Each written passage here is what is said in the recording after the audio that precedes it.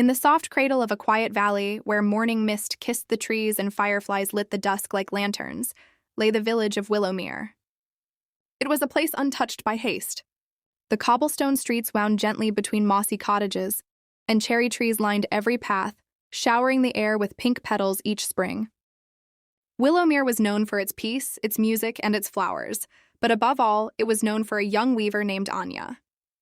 She lived in a little cottage at the edge of the village, where the forest met the fields. Her home was not large, nor was it grand, but it always smelled of lavender and warm bread, and the windows shone golden with candlelight each night. Anya's days began early. With the sun rising over the hills and the first birds singing, she would sweep the porch, feed the doves that gathered by her sill, and gather herbs from her tiny garden. Then she would sit at her wooden loom and begin to weave. But Anya did not weave ordinary cloth.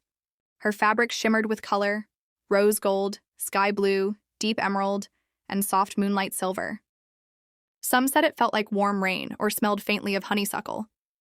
It was as if she wove feelings into fabric, joy into scarves, comfort into shawls, laughter into ribbons. No one quite knew how she did it, though the elders whispered of old magic.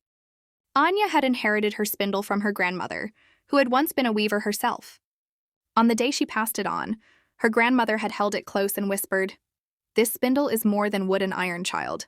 It listens, it spins what your heart knows. Use it with kindness and it will never fail you." Anya never forgot. She wove for weddings and for winters, for babies and birthdays.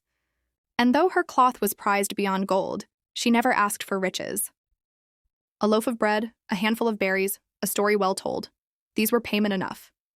When the wind blew cold and sadness crept in, Anya would wander the village with a basket full of scraps: handkerchiefs embroidered with the sunrise, mittens stitched with starlight, or tiny cloaks for dolls. She gave them away freely, to lonely widows, tired farmers, children who missed their mothers. Her kindness stitched a quiet magic into Willowmere.